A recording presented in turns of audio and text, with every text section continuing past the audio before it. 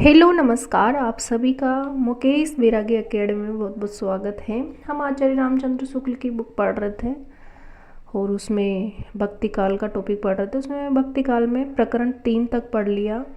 आज पढ़ेंगे प्रकरण 4 जिसमें सगुण धारा से संबंधित पढ़ेंगे। तो सगुण धारा की बात करें तो इसको 2 भागों में बांटा गया है। एक तो राम भक्ति शाखा, दूसरी है कृष्ण भक्ति शाखा। और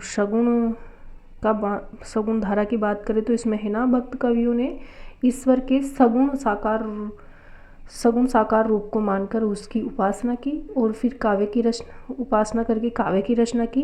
तो इस रचित काव्य को ही सगुण काव्य धारा कहते हैं। सगुण काव्य धारा के अंतर्गत आचार्य रामचंद्र शुक्ल के अनुसार जो प्रमुख कवि है, जैसे कि सबसे पहले कवि हैं रामानंद। फिर उसके बाद में इसमें तुलसीदास जी का वर्णन पढ़ेंगे। फिर स्वामी अग्रदास, नाभादास जी, प्राणचंद्र चौहान और हरदेराम इत्यादि कवि को राम भक्ति शाखा के अंतर्गत पढ़ेंगे। तो पढ़ते हैं राम भक्ति शाखा। यानी कि जिन भक्त कवियों के द्वारा राम को विष्णु का अवतार मान करके उनकी उपासना में काव्य रचना की गई और उनके द्वारा रचित काव्य को राम भक्ति काव्य धारा कहते हैं। आचार्य रामचंद्र शुक्ल की बात करें तो उनके अनुसार है ना, राम भक्ति काव्य धारा के प्रवर्तक रामानंद को माना जाता है। पढ़ते हैं। जगत प्रसिद्ध स्वामी शंकराचार्य जी ने जिस अद्वैतवाद का निरूपण किया था वह भक्ति के सन्निवेश में उपयुक्त न था। यद्यपि उनमें ब्रह्म की व्यवहारिक सगुण सत्ता का भी स्वीकार था, पर भक्ति के सम्यक प्रसार के लिए जैसे दृढ़ आधार की आवश्यकता थी वैसा दृढ़ आधार स्वामी रामानुजाचार्य जी संवत 1073 ने खड़ा किया। उनके विशिष्ट अद्वैतवाद के अनुसार चिद विशिष्ट ब्रह्म के ही हंस जगत के सारे प्राणी हैं, जो उसी से उत्पन्न होते हैं और उसी में लीन होते हैं। अतः इन जीवों के लिए उद्धार का मार्ग यही है कि वे भक्ति द्वारा उसी हंसी का सामीप्य लाभ करने का प्रयत्न करें। रामानुज जी की शिष्य परंपरा देश में बराबर फैलती गई और जनता भक्ति मार्ग की ओर अधिक आकर्षित होती रही। रामानुज जी के श्री संप्रदाय में विष्णु या नारायण की उपासना की गई। तो रामानुज जी का कौन सा संप्रदाय था? तो श्री संप्रदाय। इस संप्रदाय में अनेक साधु महात्मा बराबर होते गए। आगे है, विक्रम की 14वीं शताब्दी के अंत में वैष्णव श्री संप्रदाय के प्रधान आचार्य श्री राघवानंद जी काशी में रहते थे। तो राघवानंद जी कहाँ रहते थे? काशी में रहते थे। राघवानंद जी की बात करें ना, तो ये रामानंद के क्या थे? गुरु थे। और राघवानंद जी के शिष्य कौन थे? तो रामानंद थे। फिर रामानंद के शिष्य अनंतानंद थे और अनंतानंद के शिष्य भी कृष्णदास पय्यारी थे। आगे शिष्य परंपरा चलती रहती है। अपनी अधिक अवस्था होते देख कि वे बराबर इस चिंता में रहा करते थे कि मेरे उपरांत संप्रदाय के सिद्धांतों की रक्षा किस प्रकार हो सकेगी। अंत में राघवानंद जी की दीक्षा प्रदान कर निश्चित हुए। यानी कि राघवानंद जी की दीक्षा प्रदान कर निश्चित हुए और थोड़े दिनों में वे परलोक वासी हुए। कहते हैं कि रामानंद जी ने भारतवर्ष का पर्यटन करके अपने संप्रदाय का प्रचार किया। स्वामी रामानंद जी के समय में कहीं कोई लेख न मिलने से हमें उसके निश्चय के लिए कुछ आनुषंगिक बातों का सहारा लेना पड़ता है। वैरागियों की परंपरा में रामानंद जी का मानिकपुर के शेख तकी पीर के साथ वाद विवाद होना माना जाता है। ये शेख तकी दिल्ली के बादशाह सिकंदर लोदी के समय में थे। कुछ लोगों का मत है कि ये सिकंदर लोदी के पीर गुरु थे और उन्हीं के कहने से उसने कबीर साहब को जंजीर से बांधकर गंगा में डुबाया था। कबीर के शिष्य धर्मदास ने भी इस घटना का उल्लेख इस प्रकार किया है। सा सिकंदर जल में बोरे बहुरी अग्नि पर जारे, मैं मत हाथी आनी झुकायो सिंह रूप दिखराए, निर्गुण कते अभय पद गावे, जीवन को समझाए, काजी पंडित सबे हराए, पार को नहीं पाए। शेख तकी और कबीर के प्रसिद्ध संवाद प्रसिद्ध हैं। इससे सिद्ध होता है कि रामानंद जी दिल्ली के बादशाह सिकंदर लोदी के समय में, यानी कि ये रामानंद है ना सिकंदर लोदी के समकालीन थे। सिकंदर लोदी संवत 1546 से संवत 1574 तक गद्दी पर रहा। अतः इन 28 वर्षों के इस काल विस्तार के भीतर 6 आरंभ की और 6 अंत की ओर रामानंद जी का वर्तमान रहना ठहरता है। यानी कि ये रामानंद जी के समय की बात करें तो किसके समय के थे ये, तो सिकंदर लोदी के समकालीन थे। कबीर के समान सेन भगत भी रामानंद जी के शिष्यों में प्रसिद्ध हैं। ये सेन भगत बांधवगढ़ नरेश के नाई थे और उनकी सेवा करते थे। ये कौन बांधवगढ़ नरेश थे, तो इनका पता भक्तमाल राम रशिका वली में रीवा नरेश महाराज रघुराज सिंह ने दिया है। बांधवगढ़ पूरब जो गायो सेन नाम नामित तायो, ताकि रहे सदा यही रीति, करत रहे साधुन सो प्रीति। त को राजा राम बगेला, बरन्यो तेहि कबीर को चेला, करे सदा तिनकी सेविकाई, मुकर दिखावे तेल लगाई। आगे है रीवा राज्य के इतिहास में राजा राम या रामचंद्र का समय संवत 1611 से 1648 तक माना जाता है। रामानंद जी से दीक्षा लेने के उपरांत ही सेन पक्के भगत हुए थे। पक्के भगत हो जाने पर ही उनके लिए भगवान के नाई का रूप धरने वाली बात प्रसिद्ध हुई होगी। उक्त चमत्कार के समय वे राज सेवा में थे। अतः राजा रामचंद्र के अधिक से अधिक 30 वर्ष पहले यदि उन्होंने दीक्षा ली हो तो संवत 1575 या 1580 तक रामानंद जी का वर्तमान रहना ठहरता है। इसी दशा में स्थूल रूप से उनका समय विक्रम की 15वीं शती के चतुर्थ और 16वीं शती के तृतीय चरण के भीतर माना जाता है। यानी कि सेन कवि है ना जो रामानंद जी के शिष्यों में गिने जाते हैं। रामानंद जी के भक्तमाल में नाभादास ने रामानंद जी के 12 शिष्यों का उल्लेख किया है। कितने शिष्यों का, तो 12 शिष्यों का, और 12 शिष्य में सेन भी प्रमुख माने जाते हैं। श्री रामार्चन पद्धति यानी कि किसका ग्रंथ है, तो रामानंद का। श्री रामार्चन पद्धति में रामानंद जी ने अपनी पूरी गुरु परंपरा दी है। उनके अनुसार रामानुजाचार्य जी रामानंद जी से 14 पीढ़ी ऊपर थे और रामानुजाचार्य पर परलोकवास संवत 1194 में हुआ था। अब 14 पीढ़ी के लिए यदि हम 300 वर्ष रखें तो रामानंद जी का समय प्राय वही आता है जो ऊपर दिया गया है। रामानंद जी का और कोई व्रत ज्ञात नहीं है। तत्वत रामानुजाचार्य जी के मतावलंबी होने पर भी अपनी उपासना पद्धति का उन्होंने विशेष रूप रखा। उन्होंने उपासना के लिए बैकुंठ निवासी विष्णु का स्वरूप न होकर लोक में लीला विस्तार करने वाले उनके अवतार राम का आश्रय लिया। इनके इष्ट देव राम हुए और मूल मंत्र हुआ राम नाम। पर इससे यही नहीं समझना चाहिए कि इनके पूर्व देश में रामोपासना भक्त होते ही न थे। रामानुजाचार्य जी ने जिस सिद्धांत का प्रतिपादन किया उसके प्रवर्तक षटकोपाचार्य उनसे है ना 5 पीढ़ी पहले हुए। उन्होंने अपनी सहस्त्र गीति में कहा कि दशरथ से सुतम तम बिना अन्य शरणम वाना अस्मि। श्री रामानुज के पीछे उनके शिष्य कुरेश स्वामी हुए, जिनकी पंचस्तवी में राम की विशेष भक्ति का स्पष्ट झलकती है। रामानंद जी ने केवल यह ही किया है कि विष्णु के अन्य रूपों में राम रूप को ही लोक के लिए अधिक कल्याणकारी समझ छांट लिया और एक सबल संप्रदाय का संगठन किया। इसके साथ ही साथ उन्होंने उदारतापूर्वक मनुष्य मात्र को इस सुलभ सगुण भक्ति का अधिकारी माना और देश भेद, वर्ण भेद, जाति भेद आदि का विचार भक्ति मार्ग से दूर रखा। यह बात उन्होंने सिद्धों और नाथपंथियों की देखा देखी नहीं की, बल्कि भगवत भक्ति के संबंध में महाभारत, पुराण आदि के कथित सिद्धांत के अनुसार की। रामानुज संप्रदाय में दीक्षा केवल द्विजातियों को दी जाती थी, पर स्वामी रामानंद जी ने राम भक्ति के द्वार सब जातियों के लिए खोल दिए और एक उत्साही विरक्त दल का संगठन किया जो आज भी वैरागी नाम से प्रसिद्ध है। अयोध्या, चित्रकूट आदि आज भी वैरागियों के प्रमुख स्थान हैं। भक्ति मार्ग में इनकी उदारता का अभिप्राय यह कदापि नहीं है कि जैसा कि कुछ लोग समझा और कहा करते हैं कि रामानंद जी वर्णाश्रम के विरोधी थे। समाज के लिए वर्ण और आश्रय की व्यवस्था मानते हुए भिन्न भिन्न कर्तव्यों की योजना स्वीकार करते थे। केवल उपासना के क्षेत्र में उन्होंने सबका समान अधिकार स्वीकार किया। भगवत भक्ति में वे किसी भेदभाव का आश्रय नहीं देते थे। कर्म के क्षेत्र में शास्त्र मर्यादा इन्हें मान्य थी, पर उपासना के क्षेत्र में किसी प्रकार का लौकिक प्रतिबंध ये नहीं मानते थे। सब जाति के लोगों को एकत्र कर राम भक्ति का उपदेश ये करने लगे और राम नाम की महिमा सुनाने लगे।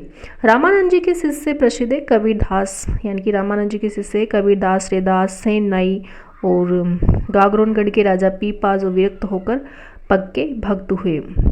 रामानंद जी के रचे हुए केवल 2 संस्कृत ग्रंथ मिलते हैं। एक तो है जो वैष्णव मताब्ज भास्कर और दूसरा है श्री रामार्चन पद्धति, और कोई ग्रंथ इनका आज तक नहीं है। तो रामानंद जी के कितने ग्रंथ हैं? 2 ग्रंथ है, एक तो रामार्चन पद्धति, दूसरा वैष्णव मताब्ज भास्कर।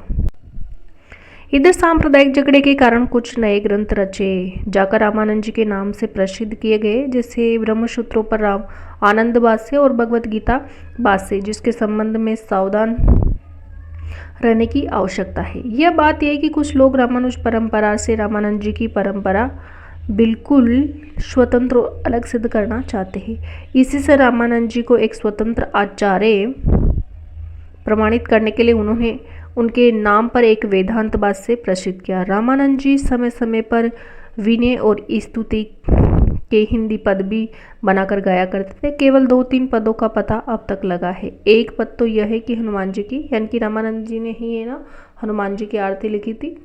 आरती कीजिए हनुमान लला की, दुष्ट दलन रघुनाथ कला की, जाके बल बरते मही कापे, रोग सोग जाकी सीमा न चापे। तो ये पंक्तियां रामानंद जी की है।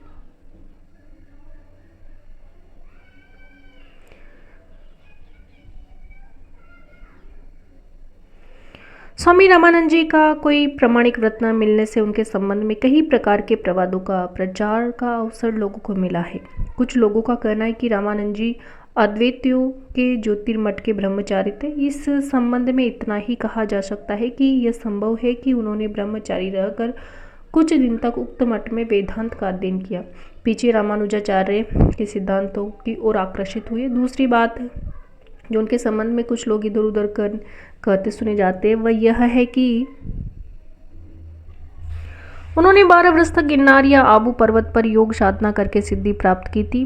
रामानंद जी के जो 2 ग्रंथ प्राप्त होते हैं उनके संप्रदाय में जिस ढंग की उपासना चली आ रही है उससे स्पष्ट है कि वे खुले हुए हैं। विश्व के बीच भगवान की कला की भावना करने वाले विशुद्ध वैष्णव भक्ति मार्ग के अनुयायी थे, घट के भीतर ढूंढने वाले योग मार्गी नहीं। प्रमुख पंक्तियां ही किसके अनुसार है? तो आचार्य रामचंद्र शुक्ल के अनुसार। इसलिए योग साधना वाली प्रसिद्धि का रस्से खोलना आवश्यक है। भक्तमाल में रामानंद जी के 12 शिष्य कहे गए। मैंने पहले बता दिया कि भक्तमाल में रामानंद जी के कितने शिष्य बताए गए? 12 शिष्य बताए गए जो प्रमुख है। अनंतानंद, सुकानंद, सुरसुरानंद, नाम याद रखना है। अनंतानंद, सुकानंद, सुरसुरानंद, नरहरियानंद और भावानंद। नरहरियानंद, भावानंद, कबी, पीपा, कबीर, शेन, धन्ना, रैदास, पद्मावती और सुरशरी। अनंतानंद जी के शिष्य कृष्णदास जी पैयारी हुए। तो अनंतानंद के शिष्य कौन हुए? कृष्णदास पैयारी, और जिन्होंने गलता आजमेर राज्य में राजपूताना में रामानंद जी संप्रदाय की गद्दी स्थापित की। तो इन्होंने कृष्णदास पैयारी जी ने है ना गलता आजमेर राज्य में, राजस्थान में, अजमेर कहाँ पे? राजस्थान में। तो राजपूताना में रामानंद संप्रदाय की गद्दी स्थापित की। यही पहली और प्राचीन प्रधान गद्दी हुई। रामानुज संप्रदाय के लिए दक्षिण में जो महत्व तोताद्री का था वही महत्व रामानंद जी संप्रदाय के लिए उस समय भारत में गलता जी को प्राप्त हुआ। यानी कि भारत में गलता जी को प्राप्त हुआ, और यह है ना उत्तर तोताद्री कहलाया। कृष्णदास जी पैयारी राजपूत की और दाइमा दादिच्य ब्राह्मण थे। कृष्णदास पैयारी की बात करें ना तो ये राजपूत दादिच ब्राह्मण थे, जैसा कि आदिकाल के अंतर्गत दिखाया जा चुका है कि भक्ति आंदोलन के पूर्व देश में विशेषतः राजपूताने में नाथपंथी कनफट योगियों का बहुत प्रभाव था, जो अपनी सिद्धि की धाक जनता पर जमाए रहते थे। जब सीधे साधे वैष्णव भक्ति मार्ग का आंदोलन देश में चला तब उसके प्रति दुर्भाव रखना उनके लिए स्वाभाविक था। कृष्णदास पय्यारी जब पहले पल गलताजी पहुंचे तब वहां की गद्दी नाथपंथी योगियों के अधिकार में थी। वे रात भर टिकने के विचार से वहीं दूनी लगाकर बैठ गए पर कनपटों ने उन्हें वहां उठा दिया। ऐसा प्रसिद्ध है कि इस पर पय्यारी जी ने भी अपनी सिद्धि दिखाई और वे धुनी की आग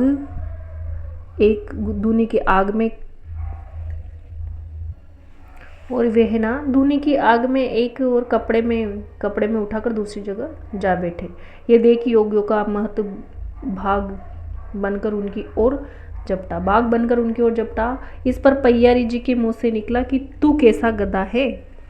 वह महंत तुरंत गधा हो गया और कनपटों की मुद्राएं उनके कानों से निकल करके पय्यारी जी के सामने इकट्ठी हो गई।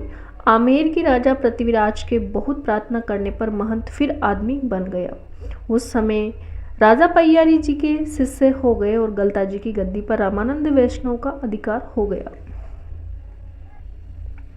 नाथपंथी योगियों के कारण जनता के हृदय में योग साधना और सिद्धि के प्रति आस्था जमी हुई थी।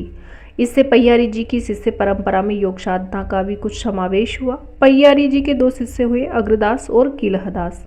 पय्यारी जी के कितने शिष्य हुए तो अग्रदास और किलहदास 2 प्रमुख शिष्य हुए। इन्हीं किलहदास जी की प्रवृत्ति राम भक्ति के साथ साथ योगाभ्यास की भी थी, है ना। योगाभ्यास की और भी हुई, जिसमें रामानंद जी की वैरागी परंपरा की एक शाखा योग साधना का समावेश हुआ। यह शाखा वैरागियों की तपसी शाखा के नाम से प्रसिद्ध हुई, यानी कि योग साधना को ही तपसी शाखा के नाम से जाना जाता है। किलदास के शिष्य द्वारकादास हुए। किलदास के शिष्य कौन हुए तो किलदास के शिष्य है ना द्वारकादास हुए और इस शाखा को पल्लवित किया। उसके संबंध में भक्तमाल में ये वाक्य लिखा है, किनके संबंध में तो द्वारकादास के संबंध में। अष्टांग जोग तन त्यागियो द्वारका जाने दुनी। तो द्वारकादास है ना किसके शिष्य थे, किलहदास के शिष्य थे द्वारकादास। और किलहदास किसके थे तो कृष्णदास पय्यारी के। और कृष्णदास पय्यारी के कितने शिष्य हुए, 2 शिष्य हुए, किलहदास और अग्रदास। और फिर किलहदास के प्रमुख शिष्य कौन थे तो द्वारकादास। जब कोई शाखा चल पड़ती है तब आगे चलकर अपनी प्राचीनता सिद्ध करने के लिए बहुत सी कथाओं का प्रचार करती है। स्वामी रामानंद जी के 12 वर्ष तक योग साधना करने की कथा इसी प्रकार की है, जो वैरागियों की तपसी शाखा में चली। किसी शाखा की प्राचीनता सिद्ध करने का प्रयत्न कथाओं की उद्भावना तक ही नहीं रह जाता। कुछ नए ग्रंथ भी संप्रदाय के मूल प्रवर्तक के नाम से प्रसिद्ध किए जाते हैं। स्वामी रामानंद जी के नाम से चलाए हुए ऐसे 2 रद्दी ग्रंथ हमारे पास हैं। एक का नाम है योग चिंतामणि, दूसरे की राम रक्षा शोध। दोनों के कुछ नमूने देखें।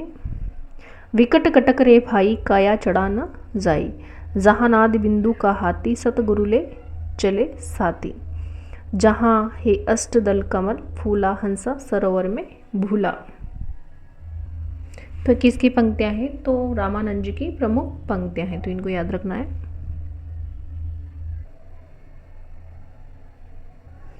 ये भी रामानंद जी की प्रमुख पंक्तियां हैं जो राम रक्षा शोष हैं। संध्या तारणी सर्वे दुख विधारणी, संध्या ऊंचे विघ्न टरे, पिंड प्राण के रक्षा श्रीनाथ निरंजन करे, नाथ नादम सुषमना के साज साजे। इन पंक्तियों को देख लीजिए। झाड़ फूक के काम के ऐसे स्त्रोत भी रामानंद जी के गले मंडे गए। स्त्रोत के आरंभ में जो संध्या शब्द है नाथ पंथ में उसका पारिभाषिक अर्थ है। सुषमना नाड़ी की संधि में प्राण को जाना। इस प्रकार निरंजन की गोरख पंथ में उस ब्रह्म के लिए एक रूढ़ शब्द है जिसकी स्थिति वहां मानी गई जहां नाद और बिंदु दोनों का लय हो जाता। नाद कोटि सहस्त्राणी बिंदु कोटि शतानी च, सर्वतत्र लयम योति यत्र देवो निरंजन। नाद और बिंदु क्या है, यह नाद पंथ के प्रपंच में दिखाया जा चुका है। सिक्कों के ग्रंथ साहब में भी निर्गुण उपासना के 2 पद रामानंद जी में के मिलते हैं। ये भी रामानंद जी के पद हैं कि कह जाइए हो गरी लागो रंग, मेते चंचल मन भयो अपंग, जहाँ जाइए तहाँ जल पसान, पूरी रहे हरि सब समान।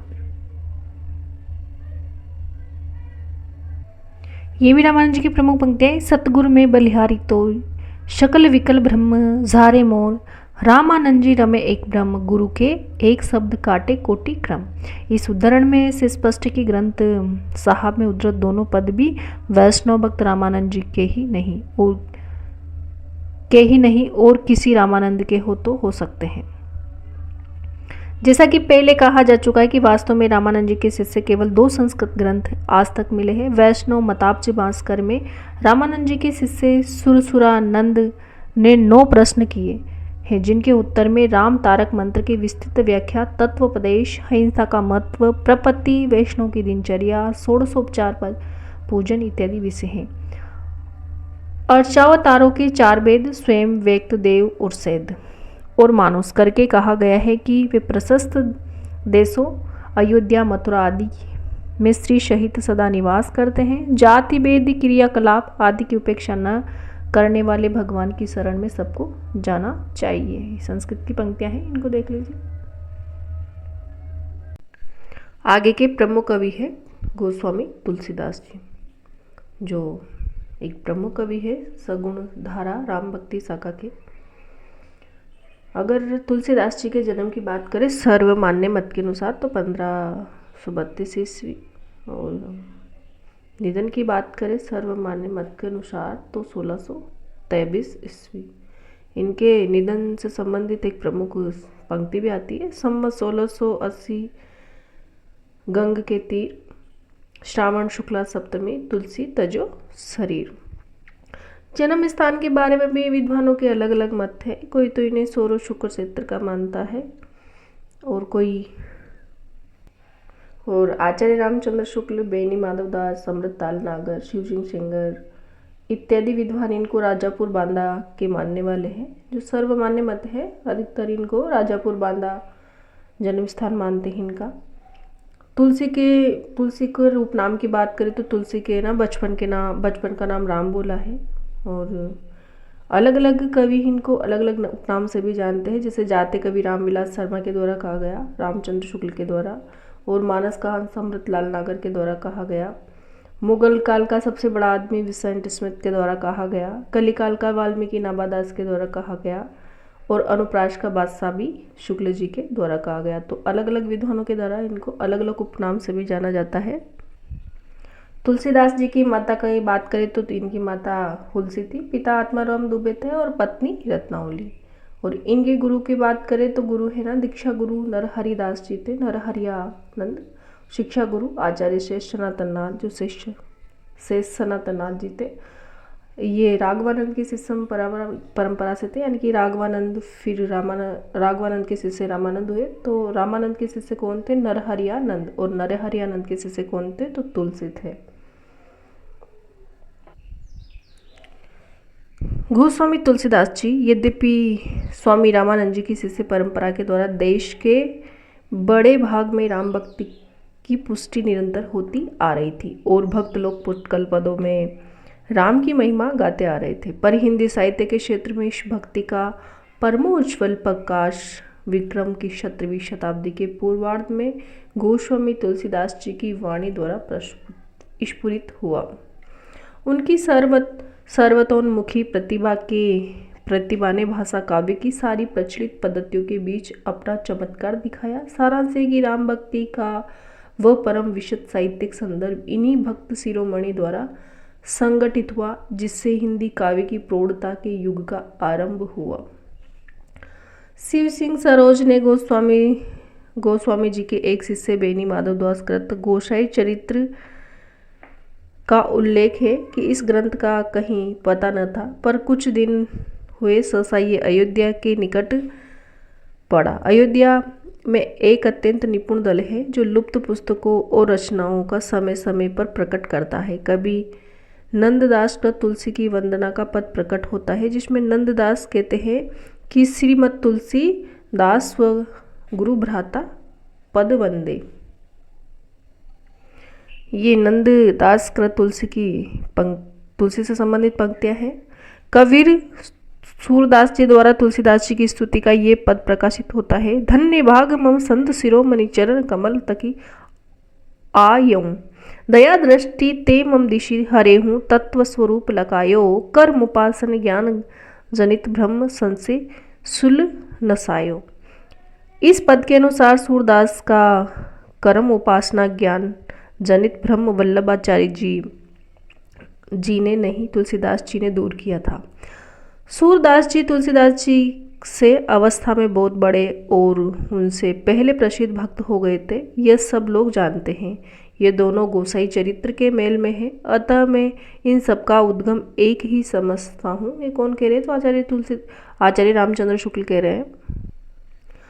गोसाई चरित्र में वर्णित बहुत सी बातें इतिहास में सर्वथा विरुद्ध पड़ती है। यह बात माता प्रसाद गुप्ता अपने कई लेखों में दिखा चुके। रामानुजन जी की शिष्य परंपरा के अनुसार देखें तो भी तुलसीदास जी के गुरु का नाम नरहरियानंद और नरहरियानंद के गुरु का नाम अनंतानंद, फिर शिष्य अनंतानंद हते नरहरियानंद सुनाम चते, यानी कि असंगत अर्थता है। अनंतानंद और नरहरियानंद दोनों रामानंद जी के 12 शिष्यों में थे। नरहरिदास को अलबत्ता कुछ लोग अनंतानंद का शिष्य कहते हैं, पर भक्तमाल के अनुसार अनंतानंद के शिष्य श्री रंग के शिष्य थे। गिरनार में कहते हैं कि भक्तमाल के अनुसार गिरनार में योग अभ्यासी सिद्ध रहा करते थे। तपसी शाखा की ये बात भी गोसाई चरित्र में आ गई है। इसमें कोई संदेह नहीं कि तिथि वार आदि ज्योतिष की गणना से सब कुछ ठीक मिलाकर तथा तुलसी के संबंध में चली आती हुई सारी जनश्रुतियों का समन्वय करके सावधानी के साथ इनकी रचना हुई है, पर एक ऐसी पदावली इसके भीतर चमक रही जो इससे बिल्कुल आजकल की रचना घोषित कर रही है। यह सत्य शिवम सुंदरम देखिए देखिन त्रिशित दृष्टि ते सब जने किन्हीं सही संगरम, दिव्या सरसो लिखियो पड़े धुनि सुनि सत्यम शिवम सुंदरम। देखिन त्रिशित दृष्टि ते सब जने किन्हीं सही संकरम, दिव्या सरसो लिखियो पड़े धुनि सुने सत्यम शिवम सुंदरम। ये पदावली अंग्रेजी समीक्षा क्षेत्र में प्रचलित the true, the good and the beautiful का अनुवाद है, जिसका प्रचार पहल ब्रह्म समाज में, फिर बांग्ला और हिंदी का आधुनिक समीक्षाओं में हुआ। ये हम अपने काव्य में रहस्यवाद के भीतर दिखा चुके हैं। यह बात अवश्य है कि गोसाई चरित्र में जो व्रत दिए गए हैं वे अधिकतर वे ही हैं जो परंपरा से प्रसिद्ध चले आ रहे। गोस्वामी जी का और जीवन चरित्र, जिसकी सूचना मर्यादा पत्रिका की ज्येष्ठ 1961 की संख्या में श्रीयुत इंद्रदेव नारायण जी ने दी थी। उनके एक दूसरे शिष्य महात्मा रघुवरदास जी का लिखा तुलसी चरित्र। तो तुलसी चरित्र किसके द्वारा लिखा गया था? रघुवरदास जी के द्वारा। तो रघुवरदास जी का लिखा तुलसी चरित्र कहा जाता है। यह कहाँ तक प्रमाणित है नहीं कहा जा सकता। दोनों चरित्रों के वृत्तांतों में परस्पर बहुत कुछ विरोध है। बाबा बेनी माधवदास के अनुसार गोस्वामी जी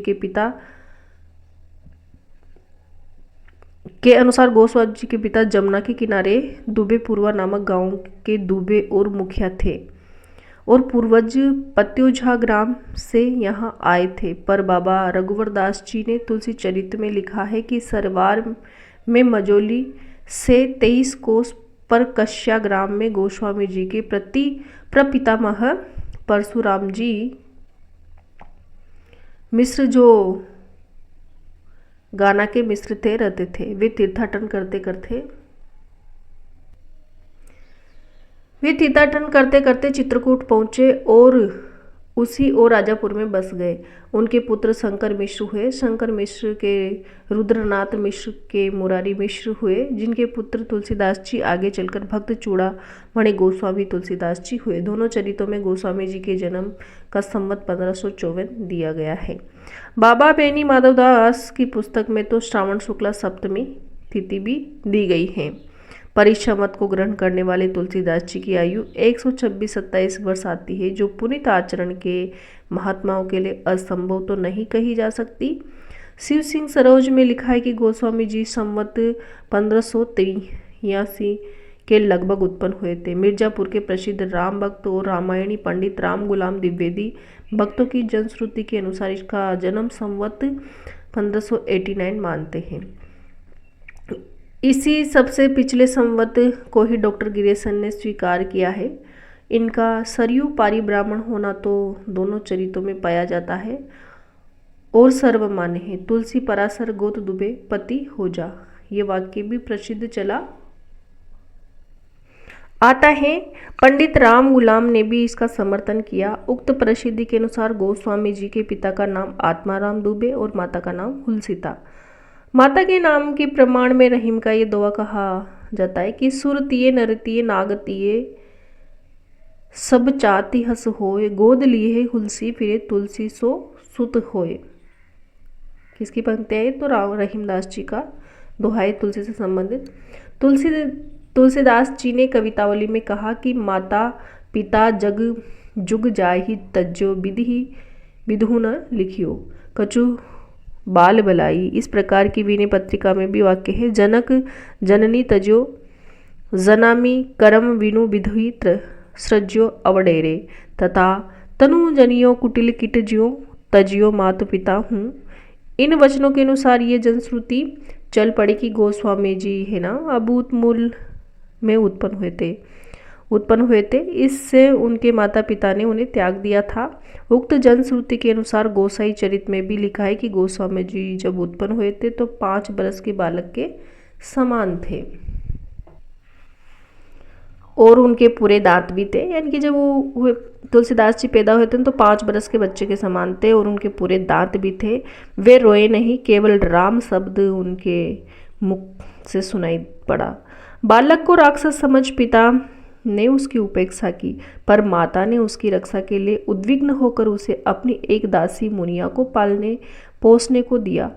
वह उसे लेकर अपनी ससुराल चली गई। 5 वर्ष पीछे जब मुनिया भी मर गई तब राजापुर में बालक के पिता के पास संवाद भेजा, पर उन्होंने बालक को लेना स्वीकार न किया।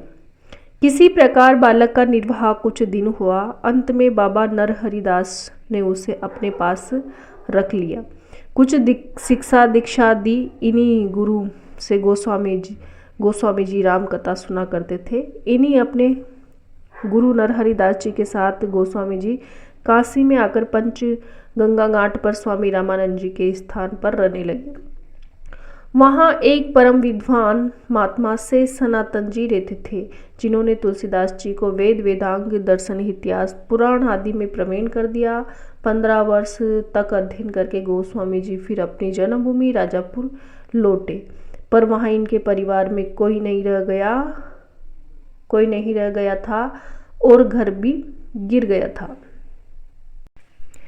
यमुना पार के एक ग्राम में रहने वाले भारद्वाज गोत्री एक ब्राह्मण यमदित्य को राजापुर में स्नान करने आए। उन्होंने तुलसीदास जी की विद्या विनय और शील पर मुग्ध होकर अपनी कन्या इन्हें ब्याह दी। इसी पत्नी के उपदेश से गोस्वामी जी विरक्त होना और भक्ति की सिद्धि प्राप्त करना प्रसिद्ध है। तुलसीदास जी ने अपनी इस पत्नी पर इतने अनुरक्त थे कि एक बार उसके मायके चले जाने पर वे बड़ी नदी पार करके उससे जाकर मिले। स्त्री ने उस समय ये दोहे कहे। ये तुलसीदास जी की पत्नी के पंक्तियां हैं। लाज न लागत आपको दोरे आऊं साथ, दिख दिख ऐसे प्रेम को कहाँ कहूँ मैं नाथ। अस्ति चरम महिदय ममता में, जैसी प्रीति तेसो जो श्री राम मह होती, न तो बहुबीती। यह बात तुलसीदास जी को ऐसी लगी कि तुरंत काशी आकर विरक्त हो गए और इस वृतांत को प्रियादास जी ने भक्तमाल की अपनी टीका में दिया। तुलसी चरित और गोसाई चरित्र में भी इसका उल्लेख है। गोस्वामी जी घर छोड़ने के कुछ दिन काशी में, फिर काशी से अयोध्या में जाकर रहे। उसके पीछे तीर्थ यात्रा करने निकले और जगन्नाथपुरी, रामेश्वर, द्वारका होते हुए बद्री आश्रम गए। वहाँ से ये कैलाश और मानसरोवर तक निकल गए। अंत में चित्रकूट आकर रहे, बहुत दिनों तक रहे। यहाँ अनेक संतों से इनकी भेंट हुई। इनके अनंतर संवत 1631 में अयोध्या जाकर इन्होंने रामचरितमानस का आरंभ किया और उसे 2 वर्ष 7 महीने में समाप्त किया। रामायण का कुछ अंश विशेषतः किष्किंधा कांड काशी में रचा गया, यानी कि जो रामचरितमानस का किष्किंधा कांड है वो काशी में रचा गया। रामायण समाप्त होने पर ये अधिकतर काशी में रहा करते थे। वहाँ अनेक शास्त्रज्ञ विद्वान इनसे आकर मिला करते थे, क्योंकि इनकी प्रसिद्धि सारे देश में हो चुकी थी। ये अपने समय के सबसे बड़े भक्त और महात्मा माने जाते हैं। कहते हैं कि उस समय के प्रसिद्ध विद्वान मधुसूदन सरस्वती जी से इनसे वाद हुआ था, जिससे प्रश्न होकर इसकी स्तुति में ये श्लोक उन्होंने कहा। आनंद कानने कश्चिदंगम स्तुल तुलसी तरु कविता मंजरी यस्से राम भ्रमर भूषिता। गोस्वामी जी के मित्रों और स्नेहियों में नवाब अब्दुल रहीम खान खाना, महाराजा मानसिंह, नाबादास जी, सरस्वती आदि कहे जाते हैं।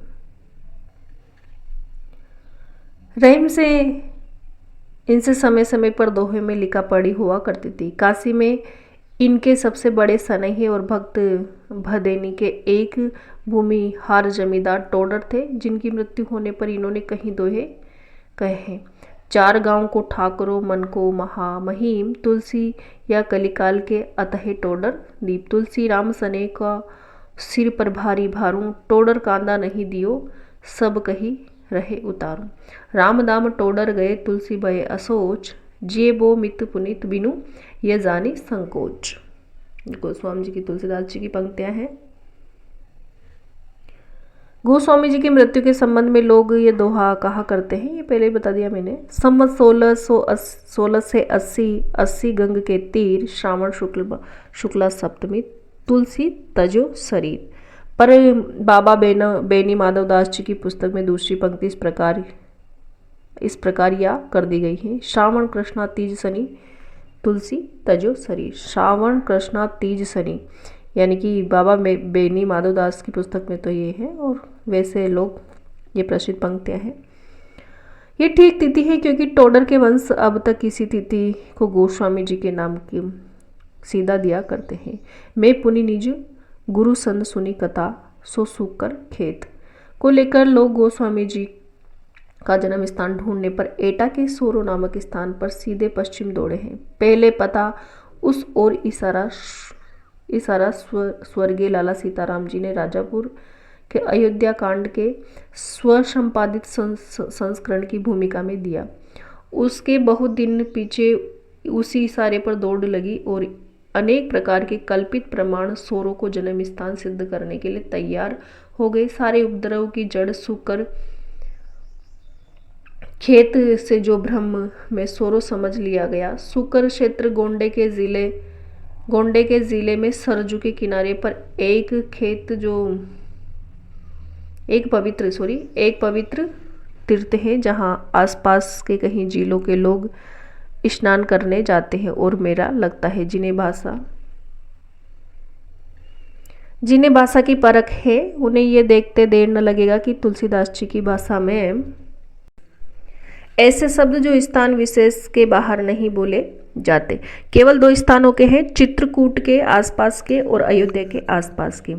किसी कवि की रचना में यदि किसी स्थान विशेष के भीतर ही बोले जाने वाले अनेक शब्द मिले, तो उस स्थान विशेष से कवि का निवास संबंध मानना चाहिए। इस दृष्टि से देखने पर ये बात मन में बैठ जाती कि तुलसीदास जी का जन्म राजापुर में हुआ, जहाँ उनकी कुमार अवस्था बीती। सरवरिया होने के कारण उनके कुल के तथा संबंधी अयोध्या गोंडा बस्ती के आसपास थे, जहाँ उनका आना जाना बराबर रहा करता था। विरक्त होने पर भी वे अयोध्या में ही रहने लगे। रामचरितमानस में आए हुए कुछ शब्द और प्रयोग नीचे दिए जाते हैं, जो अयोध्या के आसपास ही बस्ती, गोंडे आदि कुछ भागों में बोले जाते हैं। जैसे माहौर का अर्थ होता है विष, सरो का अर्थ होता है कसरत, पहराना या पहरना, प्रफुल्लित होना, सरो कराही, पायक पराई, पुर का अर्थ होता है सच, अनबल ताकना, बुरा मानना इत्यादि। इन शब्दों को देख लीजिए।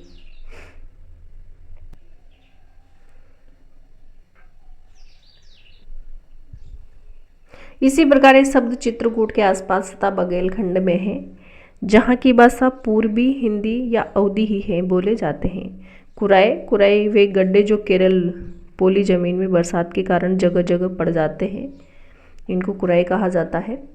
कांच कुराई लपेटन लोटन टाँव ही ठाँव बजाए रे विनी। सुआर सुआर किसको, सूपकार को या रसोइया को कहा जाता है। ये शब्द और प्रयोग इस बात का पता देते हैं कि किन किन स्थानों की बोली गोस्वामी जी की अपनी थी। आधुनिक काल के पहले साहित्य या काव्य की सर्वमान्य व्यापक भाषा ब्रज रही। यह तो निश्चित है कि भाषा काव्य के परिचय के लिए प्राय सारे उत्तर भारत के लोग बराबर इसका अभ्यास करते थे और अभ्यास द्वारा सुंदर रचना भी करते थे। ब्रज भाषा में रीति ग्रंथ लिखने वाले चिंतामणि, भूषण, मतीराम दास इत्यादि अधिकतर कवि अवध के थे और ब्रज भाषा के सर्वमान्य कवि माने जाते हैं।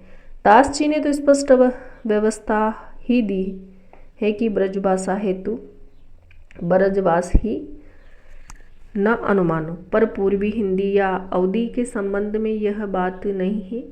अवधी भाषा में रचना करने वाले जितने कवि हुए सब अवध या पूर्व के थे। किसी पचही कवि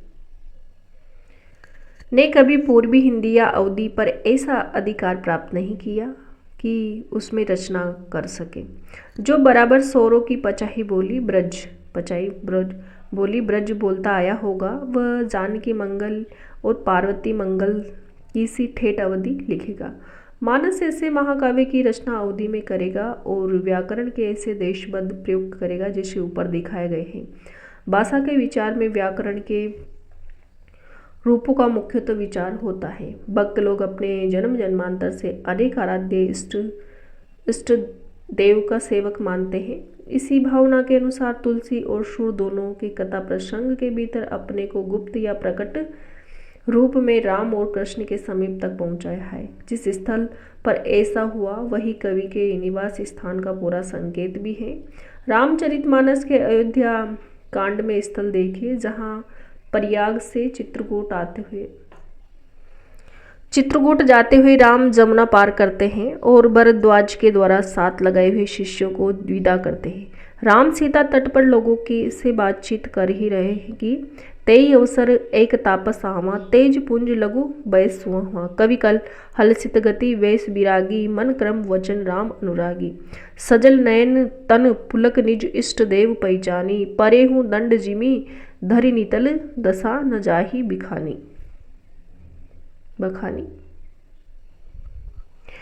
एक तापस एकाएक आता है, कब जाता है, कौन है, इनका कहीं कोई उल्लेख नहीं है। बात है कि इस ढंग से कवि ने अपने को ही तापस रूप में राम के पास पहुंचाया और ठीक उसी प्रदेश में जहाँ की वे निवासी हैं अर्थात राजापुर के पास। सूरदास ने भी भक्तों की इस पद्धति का अवलंबन किया। ये तो निर्विवाद है कि वल्लभाचार्य जी से दीक्षा लेने के उपरांत सूरदास जी गोवर्धन पर श्रीनाथ जी के मंदिर में कीर्तन किया करते थे। अपने सूर सागर के 10वें स्कंद के आरंभ में सूरदास जी ने कृष्ण के दर्शन के लिए अपनी डाडी के रूप में नंद के द्वार पर पहुंचाया। नंद जू मेरे मन आनंद भयो, हो गोवर्धन ते आयो, तुमरे पुत्र भयो में सुनी के अति आतुर उठी दायो। सूरदास जी की पंक्तियां ये। सबका सारांश है कि तुलसीदास जी का जन्म स्थान राजापुर जो प्रसिद्ध चला आता है वही ठीक है। एक बात की ओर ध्यान जाता है कि तुलसीदास जी रामानंद संप्रदाय के वैरागी परंपरा में नहीं जान पड़ते। उक्त संप्रदाय के अंतर्गत जितनी शिष्य परंपराएं मानी जाती हैं उनमें तुलसीदास जी का नाम कहीं नहीं है। रामानंद परंपरा में सम्मिलित करने के लिए उन्हें नरहरिदास जी के शिष्य बताकर जो परंपरा मिलाई गई वह कल्पित प्रतीत होती। वे रामोपासक वैष्णव अवश्य थे पर स्मार्त वैष्णव थे। गोस्वामी जी के प्रादुर्भाव को हिंदी काव्य क्षेत्र में एक चमत्कार समझना चाहिए। हिंदी काव्य की शक्ति का पूर्ण प्रसार इनकी रचनाओं में ही पहले पल दिखाई पड़ता है। वीर गाथा काल के कवि अपने संकुचित क्षेत्र में काव्य भाषा के पुराने रूप को लेकर एक विशेष शैली की परंपरा निभाते आ रहे थे।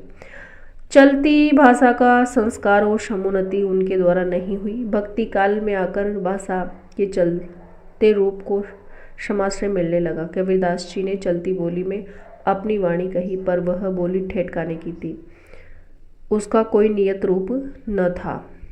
शोरसेनी अपभ्रंश या नागर अपभ्रंश जो सामान्य रूप साहित्य के लिए स्वीकृता, उससे कबीर का लगाव न था। उन्होंने नाथ पंथियों की सतकुड़ी भाषा का व्यवहार किया, जिसमें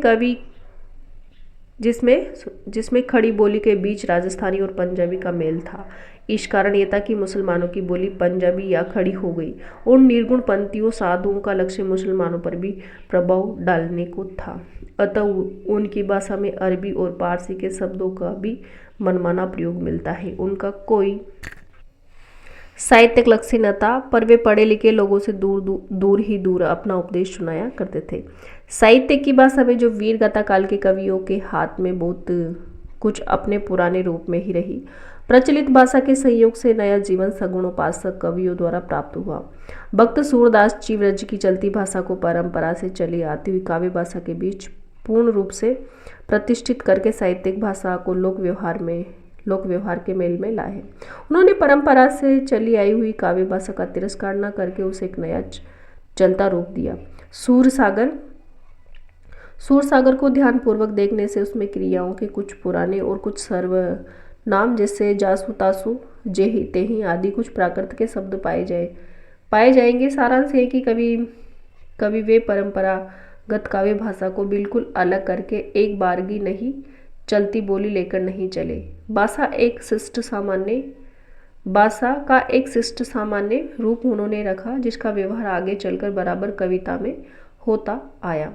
ये तो हुई ब्रज भाषा की बात। इसके साथ ही पूर्वी बोली या अवधि भी साहित्य निर्माण की ओर अग्रसर हो चुकी है। जैसा कि पहले कहा जा चुका है कि अवधि की सबसे पुरानी रचना ईश्वरदास की सत्यवती कथा है। तो सत्यवती कथा किसकी है? ईश्वरदास की। आगे चलकर प्रेम मार्गी शाखा के मुसलमान कवियों ने अपनी कहानियों के लिए अवधी भाषा ही चुनी। इस प्रकार गोस्वामी तुलसीदास जी ने अपने समय में काव्य भाषा के दो रूप प्रचलित थे, एक तो ब्रजभाषा, दूसरी अवधी। दोनों में उन्होंने अपने समान अधिकार के साथ रचनाएं की। भाषा पद्य के स्वरूप को लेते हैं तो गोस्वामी जी के सामने कई शैलियाँ प्रचलित थी, जिनमें से मुख्य हैं वीरगाथा काल की छपय पद्धति, विद्यापति और सूरदास की गीत पद्धति, गंगा आदि भाटों की कवि सवैया पद्धति, कविदास की रीति संबंधी बानी की दोहा पद्धति और अप्रबंध से चली आती थी। ईश्वरदास जी की दोहे चौपाई वाली प्रबंध पद्धति। इस प्रकार काव्य भाषा के दो रूप और रचना की 5 मुख्य शैलियाँ साहित्य के क्षेत्र में गोस्वामी जी को मिली। तुलसीदास जी के रचना विधान की सबसे बड़ी विशेषता यह है कि वे अपने सर्वतोन्मुखी प्रतिभा के बल से सबके सौंदर्य की पराकाष्ठा अपनी दिव्य वाणी में दिखाकर साहित्य क्षेत्र में प्रथम पद के अधिकारी हुए। हिंदी कविता के प्रेमी मात्र जानते हैं कि उनका ब्रज और अवधी दोनों भाषाओं पर समान अधिकार था।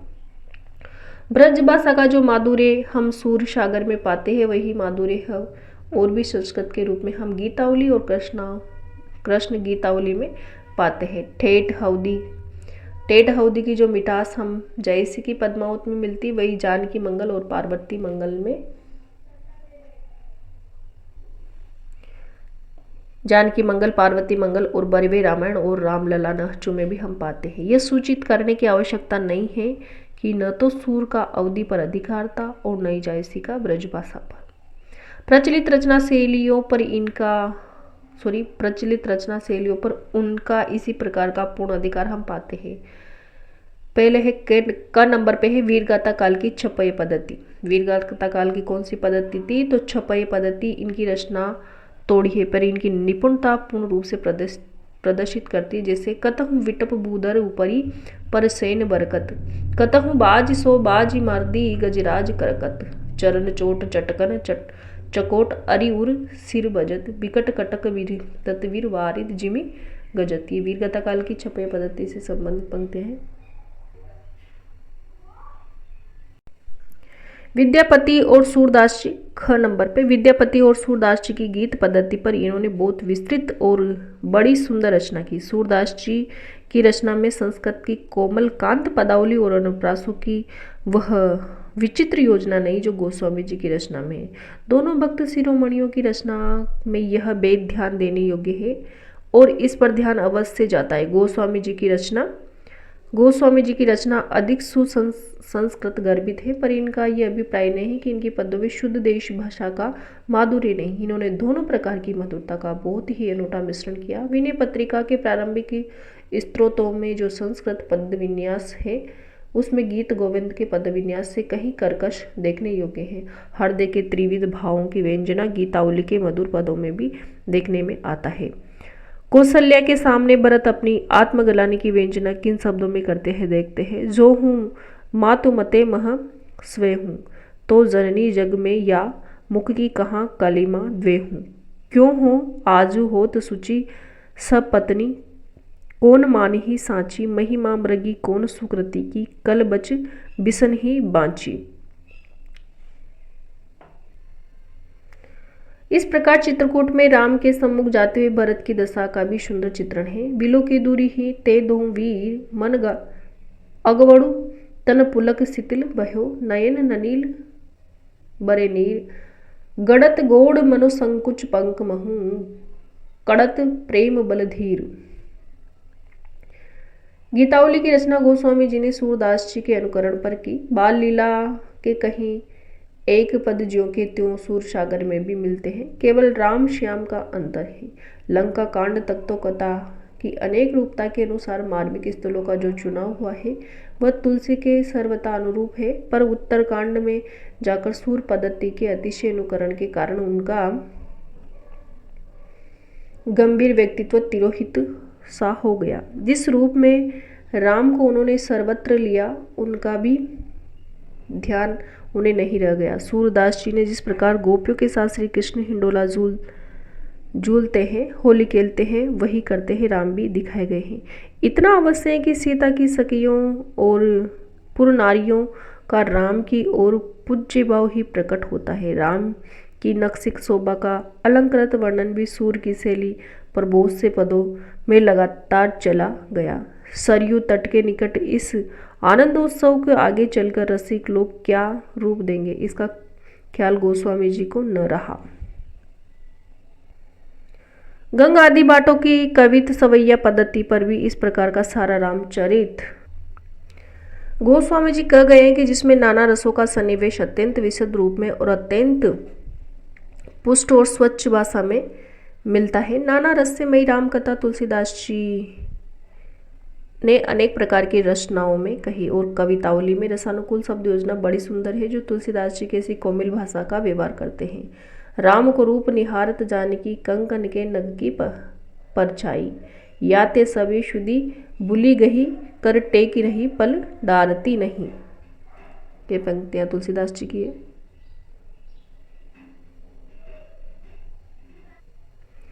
घर नंबर पे है नित्य के उपदेश की भक्ति पद्धति पर बहुत से दोहे रामचरितमानस और दोहावली में मिलेंगे, जिनमें बड़ी मार्मिकता से कहीं कहीं बड़े रचना कौशल से व्यवहार की बातें कही गई है और भक्ति प्रेम की मर्यादा दिखाई गई है। रीझी आपनी बूझी पर खीज विचार विहीन, ते उपदेश न मान ही मोह महो ददी मीन। लोगन भलो मनाऊ जो भलो होन की आस, करत गगन की गेंडवा सोट सट तुलसीदास। कि तो ही लाग ही राम प्रिय, कि तू राम प्रिय होय, दुह महे रुचे, सो सुगम सोई कवि कीबे तुलसी तोय। अगला है, जिस प्रकार चौपाई दोहे के क्रम से जयसी ने अपना पद्मावत नाम का प्रबंध काव्य लिखा, उसी प्रकार गोस्वामी जी ने अपनी परम प्रसिद्धि काव्य रामचरितमानस, जो लोगों के हृदय का हार बनता चला आता है, रचा। भाषा वही अवधि है, केवल पद विन्यास का भेद है। गोस्वामी जी शास्त्र पारंगत विद्वान थे, अतः उनकी शब्द योजना साहित्यिक और संस्कृत गर्भित है। जयसी में केवल टेट अवधि का माधुर्य है, पर गोस्वामी जी की रचना में संस्कृत की कोमल पदावली का भी बहुत ही मनोहर मिश्रण है। नीचे कुछ चौपाइयों में दोनों की भाषा का स्पष्ट भेद जा सकता है। ये जयसी की पंक्तियां है, जब हुत कही का आपन की संदेशी, सुन ही की आवा हे परदेशी। और नीचे की है जो तुलसीदास जी की पंक्तियां हैं, अमिये मोरमय चूर अंचारु, सुमन सकल बहु रुज परिवारु, सुकृत संबुतनु विमल विभूति, मंजुल मंगल मोद प्रसूति, जन मन मंजु मुकुर जन मन मंजु मुकुर मल खरनी, किए तिलक गुण गण बस करनी। ये तुलसीदास जी की प्रमुख पंक्तियां हैं। सारांश ये कि हिंदी काव्य की सब प्रकार की रचना शैली के ऊपर गोस्वामी जी ने अपना ऊंचा आसन प्रतिष्ठित किया। यह उच्चता और किसी को प्राप्त नहीं। अब हम गोस्वामी जी के वर्णित विषय के विस्तार का विचार करेंगे और ये विचार करेंगे कि मानव जीवन की कितनी अधिक दशाओं का सन्निवेश उनकी कविता के भीतर है। इस संबंध में हम सबसे पहले ये कह देना चाहते कि अपने दृष्टि विस्तार के कारण ही तुलसीदास जी उत्तरी भारत की समग्र जनता के हृदय मंदिर में पूर्ण प्रेम प्रतिष्ठा के साथ विराज रहे। भारतीय जनता का प्रतिनिधि कवि यदि किसी को कह सकते हैं तो इन्हीं महानुभावों को। और कवि जीवन का कोई एक पक्ष लेकर चले, जैसे वीर काल के कवि उत्साह और भक्ति काल के दूसरे कवि प्रेम और ज्ञान को, अलंकारिता के कवि दाम्पत्य प्रणय या श्रृंगार को, पर इनकी वाणी की पहुंच मनुष्य के सारे भाव और व्यवहारों तक है। एक और तो वह व्यक्तिगत साधना के मार्ग में विरागपूर्ण शुद्ध भगवत भक्ति का उपदेश करती है। दूसरी ओर लोक पक्ष में आकर पारिवारिक और सामाजिक कर्तव्यों का सौंदर्य दिखाकर मुग्ध करती है। व्यक्तिगत साधना के साथ ही साथ लोक धर्म की अत्यंत उज्जवल छटा उसमें वर्तमान है। पहले कहा जा चुका है कि निर्गुण धारा के संतों की वाणी में किस प्रकार के लोक धर्म की अवहेलना छिपी हुई है। सगुण धारा की भारतीय पद्धति के भक्तों में कबीर, दादू आदि के लोक धर्म विरोधी स्वरूप को यदि किसी ने पहचाना तो गोस्वामी जी ने। उन्होंने देखा कि उनके वचनों से जनता की चित्तवृत्ति में ऐसे घोर विकार की आशंका है जिससे समाज विशृंखल हो जाएगा, उसकी मर्यादा नष्ट हो जाएगी। जिस समाज से ज्ञान संपन्न शास्त्र के विद्वानों और अन्य अत्याचार के दमन में तत्पर वीरों, पारिवारिक कर्तव्यों का पालन करने वाले उच्चाशय व्यक्तियों को, पति परायणा सतियों, पितृभक्ति के कारण प्रजा का पुत्रवत पालन करने वाले शासकों आदि के प्रति श्रद्धा और प्रेम का भाव उठ जाएगा, उसका कल्याण कदापि नहीं हो सकता। गोस्वामी जी के निर्गुण पंक्तियों की वाणी में लोक धर्म की उपेक्षा का भाव जो स्पष्ट दिखाई पड़ा, साथ ही उन्होंने ये भी देखा कि बहुत सी अनधिकारी और अशिक्षित वेदांत के कुछ चलन शब्दों को लेकर बिना उनका तात्पर्य समझे यूं ही ज्ञानी बने हुए मूर्ख जनता को लौकिक कर्तव्यों से विचलित करना चाहते थे और मूर्खता मिश्रित अहंकार की वृद्धि कर रहे हैं। इसी दशा को लक्ष्य करके उन्होंने इस प्रकार के वचन के श्रुति सम्मत हरिभक्ति पंथ संयुत वीरति विवेक नहीं पर ही हर ही पीहो बस कल्प ही पंथ अनेक साकी शब्दी दोहरा कही कहनी उपखान भक्ति निरूपही भक्त कली निंद ही वेद पुराण बांध ही शूद्र द्विजन सन हम तुम ते कछु घाटी जानी ब्रह्म सा बी प्रवर हाकी देखा वहीं डाटी। इसी प्रकार योग मार्ग और भक्ति मार्ग का पार्थक्य गोस्वामी जी ने बहुत ही स्पष्ट शब्दों में बताया। योग मार्ग ईश्वर को अंतस्थ मानकर अनेक प्रकार के अंत साधनाओं में परिवर्त करता है। सगुण भक्ति मार्ग ईश्वर के भीतर और बाहर सर्वत्र मानकर उनकी कथा का दर्शन खुले हुए व्यक्त जगत के बीच करता है। वह ईश्वर मनुष्य के क्षुद्र घट के भीतर ही नहीं मानता। इसी से गोस्वामी जी कहते हैं कि अंतर जाम ही ते बड़ बाही बाहिर जामी है राम जो नाम ली है ते पेज परे प्रहलादहु को प्रगटे प्रभु पाहन ते न ये थे। घट के भीतर कहने से गुह्य या रस्य की धारणा फैलती है जो भक्ति के सीधे स्वाभाविक मार्ग में बाधा डालती है। घट के भीतर साक्षात करने की बात कहने वाले प्राय अपने को गूढ़ रहस्यदर्शी प्रकट करने के लिए सीधी सादी बात को भी रूपक बांधकर और टेढ़ी पहेली बनाकर कहा करते हैं। पर इस प्रकार के दुराव छिपाव की प्रवृत्ति को गोस्वामी जी भक्ति का विरोधी मानते हैं। सरलता या सीधेपन को वे भक्ति का नित्य लक्षण कहते हैं। मन की सरलता, वचन की सरलता और कर्म की सरलता तीनों की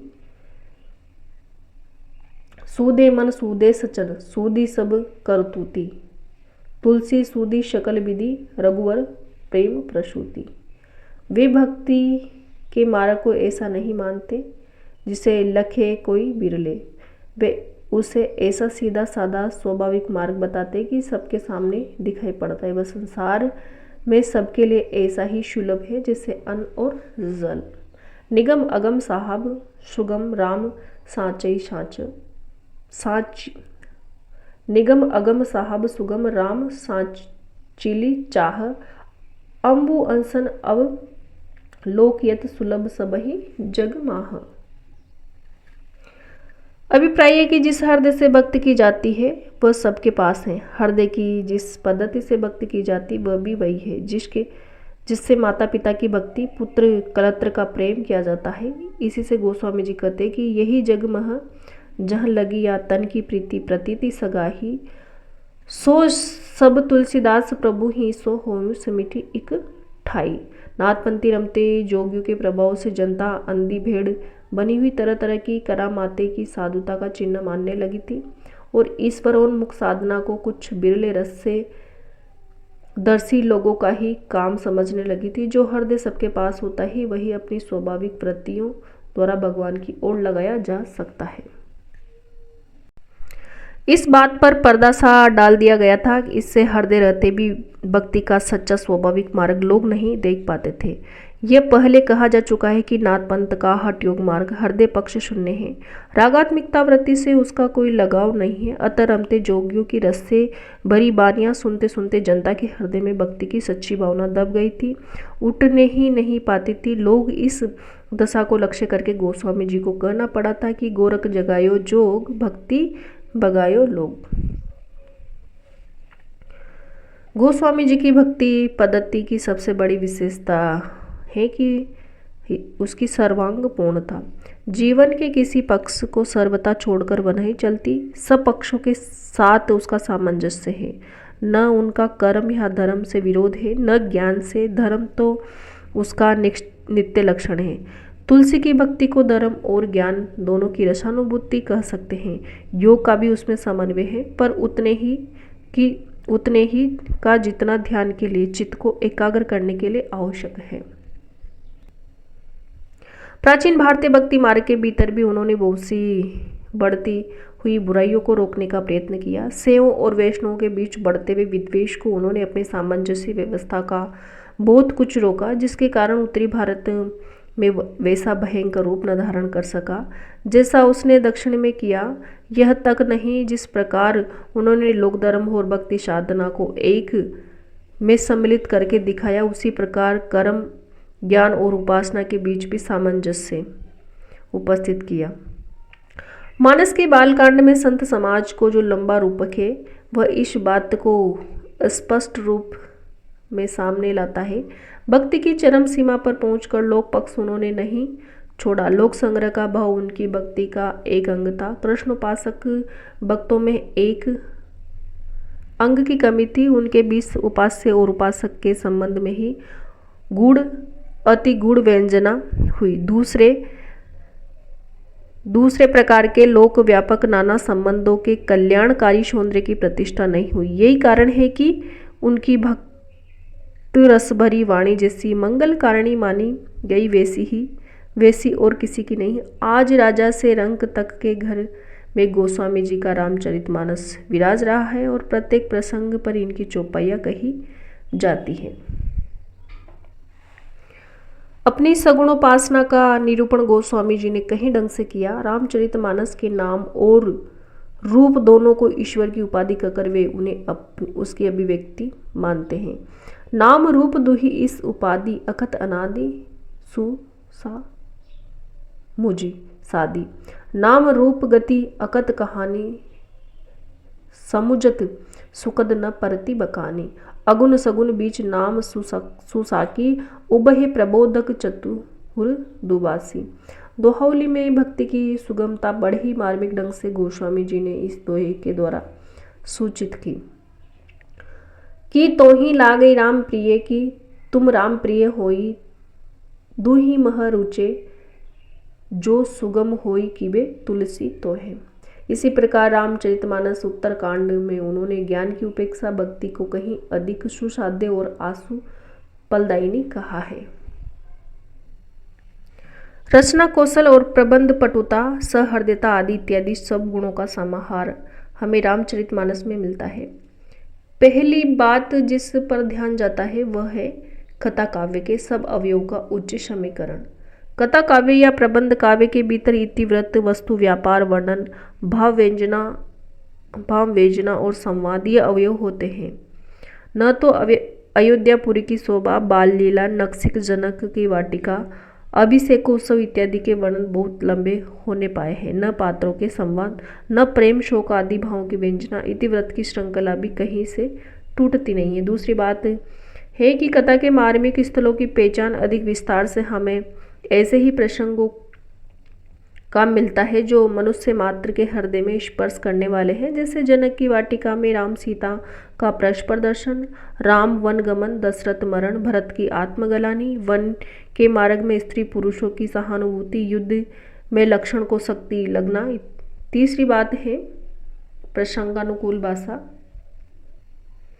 प्रसंगानुकूल भाषा यानी कि रसों के अनुकूल कोमल कठोर पदों की योजना तो निर्दिष्ट त्रुटि ही है। उसके अतिरिक्त गोस्वामी जी ने इस बात का भी ध्यान रखा कि किस स्थल पर विद्वानों या शिक्षितों की संस्कृत मिश्रित भाषा रखनी चाहिए और किस स्थल पर टेट बोली। घरेलू प्रसंग समझकर कैकेयी और मंत्रा के संवाद में उन्होंने टेट बोली और स्त्रियों में विशेष चलते प्रयोगों का व्यवहार किया। अनुप्रास की ओर प्रवृत्ति तो सब रचनाओं में स्पष्ट लक्षित होती है। चौथी बात श्रृंगार के शिष्ट मर्यादा के भीतर बहुत ही व्यंजक वर्णन है। जिस धूमधाम से मानस की प्रस्तावना चली उसे देखते ही ग्रंथ के महत्व का आभास मिल जाता है। उससे साफ झलकता है कि तुलसीदास जी ने अपने तक ही दृष्टि रखने वाले भक्त न थे, संसार को भी दृष्टि फैलाकर देखने वाले भक्त थे। जिस भक्त जगत के बीच उन्हें भगवान के राम रूप की कला का दर्शन कराना था, पहले चारों ओर दृष्टि दौड़ाकर उसके अनेक रूपात्मक स्वरूप को उन्होंने सामने रखा, फिर उसके भले बुरे पक्षों की विषमता देख दिखाकर अपने मन को यह कहकर समाधान किया, सुधा सुरा सम साधु असाधु जनक एक जग जलदि अगाधु। इसी प्रस्तावना के भीतर तुलसी ने अपनी उपासना के अनुकूल विशिष्ट अद्वैत सिद्धांत का आभास भी कर दिया। सिया राम महे सब जग जानी, करहूं प्रणाम जोरी जुग पानी। जगत को केवल राममय न कहकर उन्होंने सिया राममय कहा। सीता प्रकृति स्वरूपा है और राम ब्रह्म है। प्रकृति अचित्त पक्ष है और ब्रह्म चित्त पक्ष। प्रकृति कैसा पक्ष है तो अचित्त पक्ष है और ब्रह्म चित्त पक्ष है। अतः पारमार्थिक सत्ता चिद विशिष्ट यह है कि ये स्पष्ट झलकता है कि चित्त और अचित्त वस्तु एक ही है। इसका निर्देश उन्होंने किया। गिरा अर्थ जल बीची समकय्यत बिन न भिन्न, बंधु सीताराम पद जिनी परम प्रिय खिन्न। रामचरितमानस के भीतर कहीं कहीं घटनाओं के तोड़े हेर फेर तथा स्वकल्पित संवादों के समावेशों के अतिरिक्त अपनी और छोटी मोटी घटनाओं या प्रसंगों की नई कल्पना तुलसीदास जी ने नहीं की। मानस में उनका ऐसा न करना तो उनके उद्देश्य के अनुसार बहुत ठीक है। राम के प्रामाणिक चरित्र द्वारा वे जीवन भर बना रहने वाला प्रभाव उत्पन्न करना चाहते थे और काव्यों के समान केवल अल्प स्थायी रसानुभूति मात्र नहीं, ये प्रसंग तो केवल तुलसी द्वारा कल्पित हैं। ये धारणा उन प्रसंगों का कोई स्थायी प्रभाव श्रोताओं या पाठकों पर न जमने देती। पर गीतावली तो प्रबंध काव्य न थी, उसमें तो सूर के अनुकरण पर वस्तु व्यापार वर्णन का बहुत विस्तार है। उसके भीतर छोटे छोटे नूतन प्रसंगों की उद्भावना का पूरा अवकाश था, फिर भी कल्पित घटनात्मक प्रसंग नहीं पाए जाते। इससे यही प्रतीत होता है कि उनकी प्रतिभा अधिकतर उपलब्ध प्रसंगों को लेकर चलने वाली थी, नए नए प्रसंगों की उद्भावना करने वाली नहीं। उनकी कल्पना वस्तु स्थिति को ज्यों की त्यों लेकर उसके मार्मिक स्वरूपों के उद्घाटन में प्रवृत्त होती थी। गोपियों को छकाने वाली कृष्ण लीला के अंतर्गत छोटी मोटी कथा के रूप में कुछ दूर तक मनोरंजक और कौतूहल प्रद ढंग से चलने वाली नाना प्रसंगों की जो नवीन उद्भावना सूर सागर में पाई जाती है, वह तुलसी के किसी ग्रंथ में नहीं मिलती। रामचरितमानस में तुलसी केवल कवि के रूप में ही नहीं, उपदेशक के रूप में भी सामने आते हैं। उपदेश उन्होंने किसी न किसी पात्र के मुख से कराए। इससे काव्य दृष्टि से यह कहा जा सकता है कि वे उपदेश पात्र के स्वभाव चित्रण के साधन रूप है, पर यह बात नहीं कि वे उपदेश के लिए ही है। गोस्वामी जी के रचे 12 ग्रंथ प्रसिद्ध है, जिसमें से 5 बड़े और 7 छोटे हैं। यानी कि गोस्वामी तुलसीदास जी के कितने ग्रंथ हैं? तो 12 ग्रंथ प्रसिद्ध है, और जिसमें से 5 तो बड़े हैं और 7 छोटे हैं। दोहावली, कवित,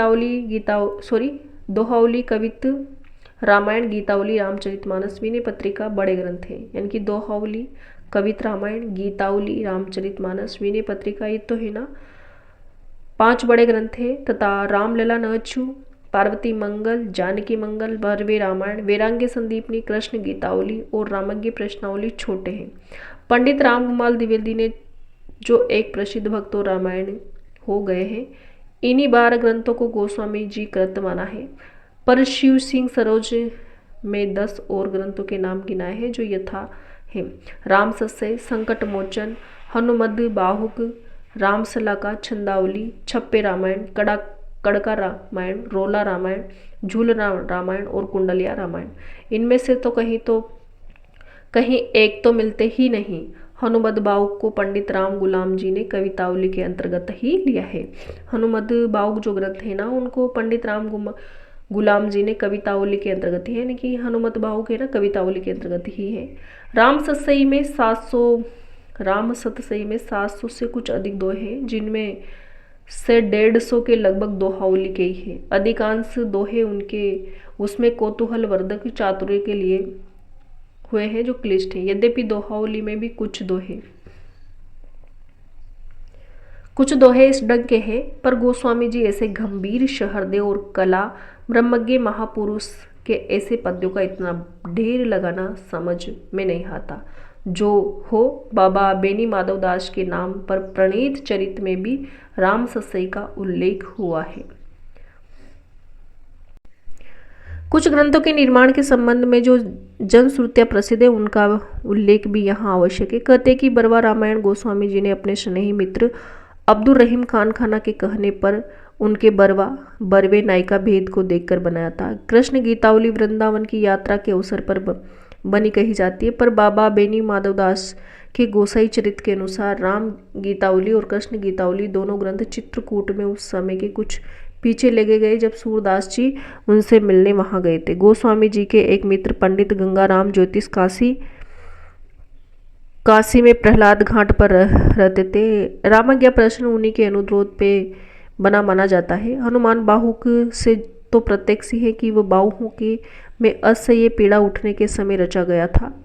विनय पत्रिका के बनने का कारण यह कहा जा सकता है कि जब गोस्वामी जी ने काशी में राम भक्ति की गहरी धूम मचाई थी, तब एक दिन कलिकाल तुलसीदास जी को प्रत्यक्ष आकर धमकाने लगा और उन्होंने राम के दरबार में रखने के लिए वह पत्रिका या अर्जी लिखी। गोस्वामी जी के सर्वांगपूर्ण काव्य कुशलता का परिचय आरंभ में ही दिया जा चुका है। उनकी साहित्य मर्मज्ञता, भावुकता और गंभीरता के संबंध में इतना और जान लेना भी आवश्यक है कि उन्होंने रचना नैपुण्य का भद्दा प्रदर्शन कहीं नहीं किया और नहीं शब्द चमत्कार आदि के वे खेलवाड़ों में वे फंसे हैं। अलंकारों की योजना उन्होंने ऐसे मार्मिक ढंग से की कि वे सर्वत्र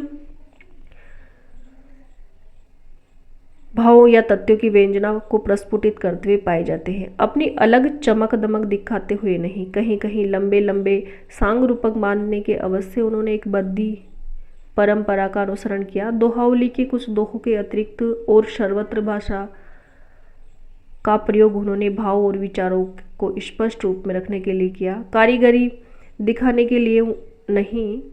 उनकी सी ही भाषा की सफाई और किसी कवि में नहीं। सूरदास जी में ऐसे वाक्य मिलते हैं जो विचारधारा आगे बढ़ने में कुछ योग देते नहीं पाए जाते, केवल पाद की पूर्ति के लिए ही यानी के लाए हुए जान पड़ते हैं। इसी प्रकार तुकांत के लिए ये शब्द भी तोड़े गए हैं, पर गोस्वामी जी की काव्य रचना अत्यंत प्रौढ़ और सुव्यवस्थित है। एक भी शब्द फालतू नहीं है। खेद है कि भाषा की यह सफाई पीछे होने वाले बहुत कम कवियों में रह गई। सब रसों की सम्यक व्यंजना उन्होंने की है, पर मर्यादा का उल्लंघन नहीं किया। प्रेम और श्रृंगार का ऐसा वर्णन जो बिना किसी की लज्जा और संकोच के सबके सामने पढ़ा जा सके, गोस्वामी जी का ही है। हम निसंकोच कह सकते हैं कि एक कवि की हिंदी को प्रौढ़ साहित्यिक भाषा सिद्ध करने के लिए काफी है। अगले कवि है अपने सगुण धारा के राम भक्ति शाखा के कवि अग्रदास, स्वामी अग्रदास। स्वामी अग्रदास की बात करें ना तो राम भक्ति कवियों में अग्रदास का नाम प्रमुख रूप से लिया जाता है। ये रामानंद के शिष्य परंपरा में कृष्णदास पय्यारी के शिष्य थे। किसके शिष्य थे ये? तो कृष्णदास पय्यारी के शिष्य थे। रामानंद जी के शिष्य अनंतानंद और अनंतानंद के शिष्य कृष्णदास पय्यारी थे और पय्यारी कृष्णदास पय्यारी के शिष्य अग्रदास जी थे। इन्हीं अग्रदास जी के शिष्य भक्तमाल के रचयिता प्रसिद्ध नाभादास थे। और अग्रदास जी के शिष्य कौन थे? तो नाभादास थे। गलता राजपूताना में प्रसिद्ध गद्दी का उल्लेख नहीं हो चुका है, ये पहले पढ़ चुके कि कृष्णदास पय्यारी ने है ना जयपुर के समीप गलता नामक स्थान पर रामानंद संप्रदाय की जो गद्दी स्थापित की थी ना, उससे है ना अग्रदास जी जुड़े हुए थे। जो गलता जी में पीठ स्थापित गद्दी स्थापित की थी उससे ही अग्रदास जी जुड़े हुए थे और वहीं भी रहा करते थे। संवत 1632 में लगभग वर्तमान थे। इनकी बनाई 4 पुस्तकों का पता चलता है। इसके अनुसार शुक्ल की बुक के अनुसार हितोपदेश, उपखाणा बावनी, दूसरी है ध्यान मंजरी, तीसरी है राम ध्यान मंजरी और चौथी है कुंडलियाँ। ये 4 प्रकार की पुस्तकें, 4 रचनाएं इनकी, हितोपदेश, ध्यान मंजरी, राम ध्यान मंजरी और कुंडलियाँ। इनकी कविता उसी ढंग की है जिस ढंग की कृष्णोपासक नंददास जी की कविताएं हैं। उदाहरण के लिए पद्य देखें। कुंडिल ललित कपोल जुगल हस परम सुदेशा, तिनको निर की प्रकाश लजत राकेश दिनेशा, मेचक कुटिल विशाल सरोरोह नैन सुहाए, मुख पंकज के निकट मनोहली चोला है। इनका एक पद्य भी देखिए कि पहले राम तुम्हारे शोवत, में मति मंद अंध नहीं जोवत, अप मार्ग मार्ग मन ही जानियो, इंद्री पोसी पुरुषारथ मानियो। तो ये स्वामी अग्रदास जी की पंक्तियां हैं। अगले कवि है नाभादास जी। ये उपयुक्त अग्रदास जी के शिष्य बड़े भक्त और साधु सेवी थे। तो ये अग्रदास जी के शिष्य थे। समय की बात करें तो 16वीं शताब्दी के लगभग इनका समय था। उपनाम की बात करें तो नाभा अली उपनाम था और इनके गुरु कौन थे? तो अग्रदास जी थे। अग्रदास जी के शिष्य थे ये। बड़े भक्त और साधु सेवी थे। संवत 1657 के लगभग वर्तमान थे और गोस्वामी तुलसीदास जी की मृत्यु के बहुत पीछे तक जीवित रहे। इनका प्रसिद्ध ग्रंथ भक्तमाल संवत 1642 के पीछे बना और संवत 1769 में प्रियादास जी ने उस पर टीका लिखी। इस ग्रंथ में 200 भक्तों के चमत्कारपूर्ण चरित्र 316 छवियों में लिखे गए। इन चरित्रों में पूर्ण जीवन व्रत नहीं है, केवल भक्ति की महिमा सूचक बातें लिखी गई हैं। इनका उद्देश्य भक्तों के प्रति जनता में पूज्य भक्ति का प्रचार जान पड़ता है। वह उद्देश्य बहुत हंसों में सिद्ध भी हुआ है। आज उत्तरी भारत के गांव-गांव में साधु वेशधारी पुरुषों को शास्त्रज्ञ विद्वानों और पंडितों से कहीं बढ़कर जो सम्मान और पूजा प्राप्त है, वह बहुत कुछ भक्तों की करामातों और चमत्कारपूर्ण वृतांतों के सम्यक प्रचार से है। नाभादास जी कुछ लोग डोम बताते हैं, कुछ सत्रे बताते हैं। ऐसा प्रसिद्ध है कि वे एक बार गोस्वामी तुलसीदास जी से मिलने काशी गए, पर उस समय गोस्वामी जी ध्यान में थे, इससे न मिल सके। नाभा जी उसी दिन वृंदावन चले गए। ध्यान भंग होने पर गोस्वामी जी को बड़ा खेद हुआ कि वे तुरंत नाभादास जी से मिलने वृंदावन चले गए। नाभा जी यहाँ वैष्णवों का भंडारा था जिसमें गोस्वामी जी बिना बुलाए जा पहुँचे। गोस्वामी जी समझकर कि नाभा जी ने मुझे अभिमान न समझा हो, सबसे दूर एक किनारे बुरी जगह बैठ गए। नाभा जी ने जानबूझकर उनकी ओर ध्यान न दिया। परसने के समय कोई पात्र न मिलता था जिसमें गोस्वामी जी को खीर दी जाती। ये देखकर गोस्वामी जी एक साधु का जूता उठा लाए और बोले कि इससे सुंदर पात्र मेरे लिए और क्या होगा। इस पर नाभाजी ने उन्हें उठकर उन्हें गले लगा लिया और गदगद हो गए। ऐसा कहा जाता है कि तुलसी संबंधी अपने प्रसिद्ध छपे के अंत में पहले नाभाजी को चिढ़कर यह चरण रखा, कलि कुटिल जीव तुलसी भय वाल्मीकि अवतार धरी। यह वृतांत कहाँ तक ठीक है नहीं कहा जा सकता, क्योंकि गोस्वामी जी खान पान का विचार रखने वाले स्मार्त वैष्णव थे। तुलसीदास जी के संबंध में नाभाजी की प्रसिद्ध छपे यह हैं। तेता काव्य निबंध करी शतकोटि रसा, शतकोटि रामायण इक अक्षर उचरे ब्रह्म हत्यादि परायण। अब भक्तन सुख देन बहुरी लीला विस्तारी, रामचरण संपत रहत अहनिशि व्रतधारी। संसार अपार के पार को सुगम रूप नौका लियो, कलि कुटिल जीव निस्तार रहित वाल्मीकि तुलसी भयो। अपने गुरु उग्रदास के समान इन्होंने भी राम भक्ति संबंधी कविता की। ब्रज भाषा पर इनका अच्छा अधिकार था और पद्य रचना में भी अच्छी निपुणता। रामचरितमानस संबंधी इनके पदों का एक छोटा सा संग्रह अभी थोड़े दिन हुए प्राप्त हुआ है। इन पुस्तकों के अतिरिक्त इन्होंने 2 अष्टयाम भी बनाए, एक ब्रजभाषा गद्य में, दूसरा रामचरितमानस की शैली पर दोहा चौपाइयों में। दोनों के उदाहरण नीचे दिए जाते हैं। गद्य तब श्री महाराज कुमार प्रथम ही वशिष्ठ महाराज के चरण छुई प्रणाम करत भय, अपर वृद्ध समाज तिनको प्रणाम करत भय। फिर श्री राजाधिराज जू को जोहर करिके श्री महेंद्रनाथ जू के निकट बैठत भय। पद्य में है, अवधपुरी की शोभा जैसी कहीं नहीं, सकही शेष ऋतु तैसी। रचित कोट कल दोत सुहावन, विविध रंग मति अति मन भावन। अगले कवि प्राणचंद चौहान। संस्कृत में रामचरित संबंधी कई नाटक है, जिसमें से कुछ तो नाटक के साहित्यिक नियमानुसार है और कुछ केवल संवाद रूप में होने के कारण नाटक कहे हैं। इसी पिछली पद्धति पर संवत 1667 में इन्होंने रामायण महानाटक लिखा। किन्होंने प्राणचंद चौहान ने रामायण महानाटक लिखा। रचना का डंग नीचे उद्धृत हंस से ज्ञात हो सकता है। कार्तिक मास पच उजियारा, तीरथ पुण्य सोम करबारा, ता दिन कथा किन्ह हनुमाना, शाह सलेम दिलीपति थाना। तो प्राणचंद चौहान की पंक्तियां ये। अगले कवि है हरदे राम। ये पंजाब के रहने वाले कृष्णदास के पुत्र थे। कहाँ के रहने वाले थे हरदे राम? तो पंजाब के रहने वाले थे और कृष्णदास के पुत्र थे। इन्होंने संवत 1680 में संस्कृत के हनुमान नाटक के आधार पर भाषा हनुमान नाटक लिखा, जिसकी कविता बड़ी सुंदर और परिमार्जित है।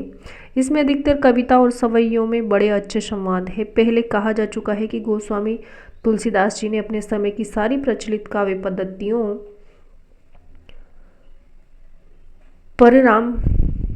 पर रामचरित का गान किया। केवल रूपक या नाटक के ढंग पर उन्होंने कोई रचना नहीं की। गोस्वामी के समय से ही उनकी ख्याति के साथ साथ राम भक्ति की तरंगे भी देश में भिन्न भिन्न भागों में उठ चली थी। अतः उस काल के भीतर ही नाटक के रूप में कई रचनाएं हुई, जिनमें से सबसे अधिक प्रसिद्ध हरदे राम का हनुमान नाटक है। हरदे राम का कौन सा है? हनुमान नाटक हुआ। इनकी कुछ उदाहरण नीचे दिए गए, तो देख लीजिए इनकी पंक्तियां।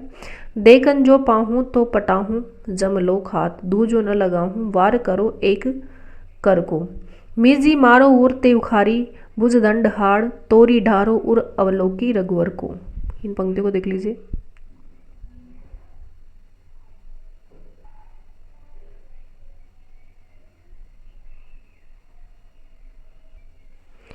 राम भक्ति का एक अंग आदि राम भक्त हनुमान जी की उपासना भी हुई है। स्वामी रामानंद जी कृत हनुमान जी की स्तुति का उल्लेख हो चुका है पहले। गोस्वामी तुलसीदास जी ने हनुमान की वंदना बहुत स्थलों पर की है। हनुमान बाहुक तो केवल हनुमान जी को ही संबोधन करके लिखा गया। भक्ति के लिए किसी पहुँचे हुए भक्त का प्रसाद भी भक्ति मार्ग में अपेक्षित होता है। संवत 1696 में राईमल पांडे ने हनुमान चरित्र लिखा। तो राईमल पांडे ने क्या लिखा? हनुमान चरित्र। गोस्वामी जी के पीछे भी कई लोगों ने रामायण लिखी, पर वे गोस्वामी जी की रचनाओं के सामने प्रसिद्ध न प्राप्त कर सकी। ऐसा जान पड़ता है कि गोस्वामी जी की प्रतिभा का प्रखर प्रकाश 150 वर्ष तक ऐसा छाया रहा कि राम भक्ति की और रचनाएं उसके सामने ठहर न सकी। विक्रम की 19वीं और 20वीं शताब्दी में अयोध्या के महंत बाबा रामचरण दास, बाबा रघुनाथ दास, रीवा के महाराज रघु राज सिंह आदि रामचरित संबंधी विस्तृत रचनाएं की जो सर्वप्रिय हुई। इस काल में राम भक्ति विषय कविता बहुत कुछ हुई। राम भक्ति की काव्यधारा की सबसे बड़ी विशेषता है कि उसमें सब प्रकार की रचनाएं हुई और कई प्रकार की रचना पद्धतियों को उत्तेजना मिली। कृष्णोपासी कवियों ने मुक्तक के एक विशेष संग गीति काव्य की ही पूर्ति की, पर रामचरित को लेकर अच्छे अच्छे प्रबंध काव्य रचे गए। तुलसीदास जी के प्रसंग में ये दिखाया जा चुका है कि राम भक्ति में भक्ति का पूर्ण स्वरूप विकसित हुआ। प्रेम और श्रद्धा अर्थात पूज्य बुद्धि दोनों के मेल से भक्ति की निष्पत्ति होती है। श्रद्धा धर्म की अनुगामिनी है। जहाँ धर्म का स्फुरण दिखाई पड़ता है वहीं श्रद्धा टिकती है। धर्म ब्रह्म के शत स्वरूप की व्यक्त प्रवृत्ति है, उस स्वरूप की क्रियात्मक अभिव्यक्ति है जिसका आभास अखिल विश्व की स्थिति में मिलता है। पूर्ण भक्त व्यक्त जगत के बीच सत्य की इस सर्व शक्तिमयी प्रवृत्ति के हृदय का, धर्म की इस मंगलमयी ज्योति के स्फुरण का साक्षात्कार चाहता है। इस ज्योति के प्रकाश में सत्य और अनंत रूप सौंदर्य की मनोहर झांकी उसे मिलती है।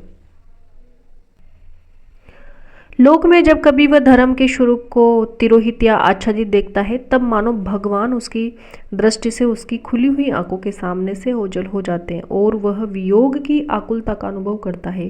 फिर जब अधर्म का अंधकार फाड़कर धर्म ज्योति अमोघ शक्ति के साथ साथ फूट पड़ती है, तब मानो उसके प्रिय भगवान का मनोहर रूप सामने आ जाता है। वह पुलकित हो उठता है। भीतर का चित्त जब बाहर सत्य का साक्षात्कार पाता है, तब आनंद का आविर्भाव होता है और सदानंद की अनुभूति होती है। यह उस सगुण भक्ति मार्ग का पक्ष जो भगवान के अवतार को लेकर चलता है और जिसका पूर्ण विकास तुलसी की राम भक्ति में पाया जाता है। विनय पत्रिका में गोस्वामी जी ने लोक में फैले अधर्म, अनाचार, अत्याचार आदि का भीषण चित्र खींचकर भगवान से अपना सत स्वरूप, धर्म संस्थापक स्वरूप व्यक्त करने की प्रार्थना की। उन्हें दृढ़ विश्वास की भगवान स्वरूप की धर्म स्वरूप भगवान की कला का कभी न कभी दर्शन होगा। अतः वे यह भावना करके कि पुलकित हो जाते कि सत्य स्वरूप का लोक व्यक्त प्रकाश हो गया, राम राज्य प्रतिष्ठित हो गया और चारों ओर फिर मंगल छा गया। राम राज भयो काज सगुन शुभ, राजा राम जगत विजय है, समरत बड़ो सुजान सुसाब, सुकृत सेन हारत जिते है। जो भक्ति मार्ग श्रद्धा के अवयव को छोड़कर केवल प्रेम को ही लेकर चलेगा, धर्म से उसका लगाव न रह जाएगा। वह इस एक प्रकार से अधूरा रहेगा। श्रृंगारोपासना, माधुरी भाव आदि की ओर उसका झुकाव होता जाएगा और धीरे धीरे उसमें गुह्य रहस्य आदि का भी समावेश होगा। परिणाम यह होगा कि भक्ति के बहाने विलासिता और इंद्रिय शक्ति की स्थापना होगी। कृष्ण भक्ति शाखा कृष्ण भगवान के धर्म स्वरूप, लोक रक्षक और लोक रंजक स्वरूप को छोड़कर केवल मधुर स्वरूप और प्रेम लक्षण भक्ति की सामग्री लेकर चली। इससे धर्म सौंदर्य के आकर्षण से वह दूर पड़ गई। तुलसीदास जी ने भक्ति को अपने पूर्ण रूप में श्रद्धा और प्रेम में समन्वित रूप में सबके सामने रखा और धर्म या सदाचार को उसका नित्य लक्षण निर्धारित किया। अत्यंत खेद की बात है कि इधर कुछ दिनों से एक दल इस राम भक्ति को भी श्रृंगारी भावनाओं में लपेटकर विकृत करने में जुट गया। तुलसीदास जी के प्रसंग में हम दिखा आए कि कृष्ण भक्त सूरदास जी की श्रृंगारी रचना का कुछ अनुकरण गोस्वामी जी की गीतावली के उत्तरकांड में दिखाई पड़ता है, पर केवल आनंद उत्सव तक रह गया। इधर आकर कृष्ण भक्ति शाखा का प्रभाव बहुत बड़ा। विषय वासना की और मनुष्य की स्वाभाविक प्रवृत्ति के कारण कुछ दिनों में राम भक्ति मार्ग के भीतर भी श्रृंगारी भावना का अनर्गल प्रवेश हो रहा था। इस श्रृंगारी भावना के प्रवर्तक थे रामचरितमानस के प्रसिद्ध टीकाकार जानकी घाट अयोध्या के रामचरण जी, जिन्होंने पति पत्नी भाव की उपासना चलाई। इन्होंने अपनी शाखा का नाम स्वसुखी साका रखा। तो सोसुकी साका किसकी थी? रामचरण दास जी की। स्त्री वेश धारण करके पति लाल साहब ये किताब राम को दिया गया। से मिलने के लिए 16 श्रृंगार करना, सीता की भावना सपत्नी के रूप में करना आदि इन साका के लक्षण हुए। रामचरण दास जी ने अपने मत की पुष्टि के लिए अनेक नवीन कल्पित ग्रंथ बरताकर अपनी साका में फैलाए, जैसे लामस संहिता, हनुमत संहिता, अमर रामायण, भूसंडी रामायण, महारामायण जिसमें 5 अध्याय है, कौशल खंड, राम नवरत्न, महाराष्ट्रोत्सव। सटीक संवत 1904 में प्रिंटिंग प्रेस लखनऊ में छपा था ये। कौशल खंड में राम की रासलीला विहार आदि के अश्लील व्रत कल्पित किए गए हैं और कहा गया है कि रासलीला तो वास्तव में राम ने की थी। रामावतार के 99 रास वे कर चुके थे, एक ही शेष था जिसके लिए कृष्ण रूप में अवतार लेना पड़ा। इस प्रकार विलास क्रीड़ा में कृष्ण से कहीं अधिक राम को बढ़ाने की होड़ लगाई गई। गोलोक में जो नित्य रासलीला होती रहती थी उससे कहीं बढ़कर साकेत में हुआ करती हैं। वहाँ की नर्तकियों की नामावली में रंबा, उर्वशी आदि, यानी कि वहाँ की नर्तकियों की नामावली में रंबा, उर्वशी आदि के साथ साथ राधा और चंद्रावली भी गिना दी गई। रामचरण दास जी की संगारी उपासना में चिरान छपरा में जीवाराम जी ने थोड़ा हेर फेर किया। उन्होंने पति पत्नी भावना के स्थान पर सखी भाव रखा और अपनी साका का नाम तत्सुकी साका किसकी है? तो जीवाराम जी की साका रखा। सखी भाव की उपासना का खूब प्रचार लक्ष्मण किला अयोध्या वाले युगल लालन ने शरण ने किया। रीवा के महाराज रघुराज सिंह इन्हें बहुत मानते थे और इन्हीं की सम्मति से इन्होंने चित्रकूट में प्रमोदन आदि कहीं स्थान बनवाई। चित्रकूट की भावना वृंदावन के रूप में की गई। वहाँ के कुंज भी ब्रज कैसे क्रीड़ा कुंज माने गए। इस रसिक पंथ का आजकल अयोध्या में बहुत जोर है और वहाँ के बहुत से मंदिरों में अब राम की तिरछी चितवन और बाकी अदा के गीत गाए जाने लगे।